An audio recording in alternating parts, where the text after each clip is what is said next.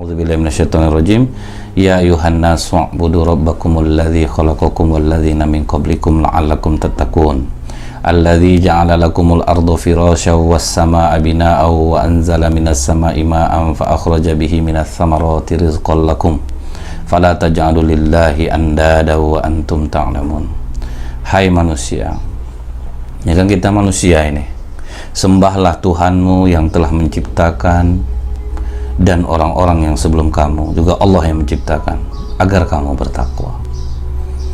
Dialah yang menjadikan bumi sebagai hamparan bagimu dan langit sebagai atap, dan dia menurunkan air hujan dari langit, lalu dia menghasilkan dengan hujan itu segala buah-buahan sebagai rezeki untukmu.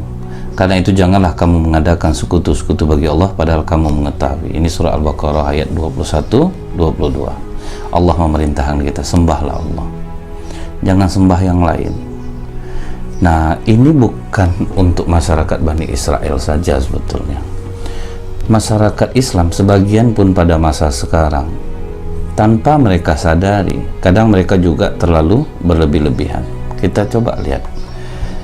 Ada orang yang berlebih-lebihan menganggap Rasulullah SAW. Kita memuliakan Rasulullah harus, kita bersolawat kepada Rasulullah harus. Tanda terima kasih kita untuk memuliakan Rasulullah, kita bersolawat kepadanya, mengingat perjuangannya, bertambah kecintaan kita kepada Rasulullah, bertambah cinta kita kepada Allah. Tapi sebagian orang muslim sekarang ini mengagungkan Rasulullah itu sampai mengangkatnya pada derajat sejajar dengan Allah. Seperti dianggap Rasulullah itu bisa mencipta, mengurus makhluk, mendatangkan manfaat dan menolak bahaya. Nah, tuh yang bahayanya sekarang, orang terlalu berlebih-lebihan terhadap Rasulullah SAW. Kita lihat nih, ada orang yang menganggap Rasulullah itu bisa mengabulkan doa, keinginan, permohonan mereka. Nah, jadi kalau berdoa itu minta supaya Rasulullah mengabulkan doanya. Ini sesuatu kesalahan besar kalau menganggap Rasulullah bisa mengabulkan doa. Apa kata Rasulullah SAW? Tuturuni kama atrotin nasara bana Maryam, innama ana abdun faqulu abdullahi wa rasulih. Janganlah kalian berlebih-lebihan memuji dan menyanjung diriku, sebagaimana orang-orang Nasrani berlebih-lebihan memuji Isa ibnu Maryam. Sesungguhnya aku adalah hamba, maka katakanlah hamba Allah dan Rasulnya. Rasulullah sendiri sudah nyampaikan ke kita, jangan sampai berlebih-lebihan memuji aku, sampai menganggap aku bisa mengabulkan doa, mencipta, mengurus rezeki. Ini sebagian terjadi pada masyarakat muslim kita sekarang. Coba lihat kalau orang umrah itu sampai berusaha betul, makanya dijaga makam Rasulullah itu. Waduh, kalau tidak entahlah tahap apa yang dilakukan sebagian orang muslim ini yang aneh-aneh, melambaikan tangan apa semua. Ini jangan sampai terjadi lagi. Kita bersolawat kepada Rasulullah, bentuk kita mengagungkan Rasulullah dalam tanda kutip, mengingat perjuangan beliau, berterima kasih. Makanya Allah menganjurkan kita untuk bersolawat kepada Rasulullah. Coba kita lihat nih, ini Rasulullah sendiri sudah mengatakan jangan aku terlalu dipuji sampai orang memuji seperti Isa ibnu Maryam, sampai dianggap seperti Tuhan, menciptakan, mengurus makhluk. Nah, itu yang tidak boleh. Kalaulah Rasulullah bisa mendatangkan manfaat atau menolak bahaya tanpa izin Allah, tentu Rasulullah tidak membiarkan pamannya Abu Thalib mati dalam keadaan syirik kepada Allah. Sudah dibujuk, dinasehati, didakwahi, namun akhirnya Abu Thalib meninggal dengan menggelengkan kepalanya. Dia tidak mau mengucapkan kalimat la ilaha illallah. Kemudian nih, kita lihat waktu perang Uhud itu Nabi SAW terluka bagian kepala dan gigi taringnya. Artinya beliau juga tidak punya ilmu kebal.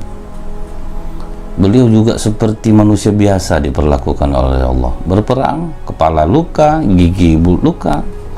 Kemudian beliau mengusap darahnya, kemudian berkata, kaifa yuflihu qaumun sajju nabiyahum wa kasharu rubaiyatuhu. Bagaimana akan beruntung suatu kaum yang melukai nabi mereka, melukai gigi taringnya, sedangkan dia mengajak mereka kepada jalan Allah. Nah, lihat tuh, ini sampai ada yang zikir-zikir dapat ilmu kebal, solawat-solawat dapat ilmu kebal. Ini udah, Rasulullah sendiri terluka kok waktu perang Uhud. Apabila Rasulullah mampu mendatangkan masalah dan menolak bahaya, di zaman Rasulullah juga terjadi kekeringan. Apa kata Anas bin Malik radhiyallahu anhu? Seorang sahabat menghadap Rasulullah ketika beliau sedang berkhutbah. Apa kata Rasulullah? Ya Rasulullah, halakatil mawashi wan qata'atis subulu fada'allahu yu'ghithuna. Wahai Rasulullah, harta telah binasa, jalan-jalan rusak putus, berdoalah kepada Allah untuk menurunkan hujan. Jadi Rasulullah diminta berdoa kepada Allah. Kata Rasulullah, farafa'a Rasulullah sallallahu alaihi wasallam yadayhi faqala Allahumma asqina, Allahumma asqina, Allahumma asqina. Rasulullah SAW pun mengangkat kedua tangannya seraya berdoa, ya Allah berilah kami hujan, ya Allah berilah kami hujan, ya Allah berilah kami hujan. Nah, itu ingat, Rasulullah sendiri berdoa kepada Allah. Jangan sampai kita mengagungkan Rasulullah keluar dari ketauhidan kita sampai meletakkan Rasulullah untuk kita sembah. Jadi bukan Bani Israel saja yang sifatnya seperti ini, umat Islam sekarang pun ada yang bersifat seperti ini. Contohnya di masa sekarang ini yang paling banyak, orang Islam ini sholat rajin, puasa rajin, rukun Islam dijalanin, tapi mereka masih menganggap bahwa para wali, orang-orang soleh bisa mendatangkan manfaat dan menolak bahaya. Itu udah syirik. Perhatikanlah kondisi makam para wali dan orang-orang soleh di Indonesia ini. Banyak di antara peziarah itu yang meminta berkah kepada kubur para wali, berkeliling di sekitarnya, bernazar untuknya, menjadikan mereka sebagai perantara kepada Allah. Ini nggak boleh. Minta sama orang hidup aja kita udah susah, apalagi minta sama orang mati. Dia aja sulit di dalam itu untuk mempertanggungjawabkan. Kita kan tidak tahu. Makanya kita ziarah kubur itu seharusnya kita yang mendoakan. Kita tahu bagaimana perjuangannya mengajar. Kita berterima kasih, kita berdoa kepada Allah, minta ampunkan dosa-dosanya, dilapangkan kuburnya, diberikanlah beliau-beliau itu surga di sisi Allah. Bukan kita pula yang minta di kubur itu. Nah, jadi penyembahan berhala itu bukan orang Israel saja, bukan orang agama apapun saja, agama Islam pun ada, sampai penuh-penuh makam para wali, orang-orang soleh itu, sampai minta berkah ke sana. Ini syirik ini.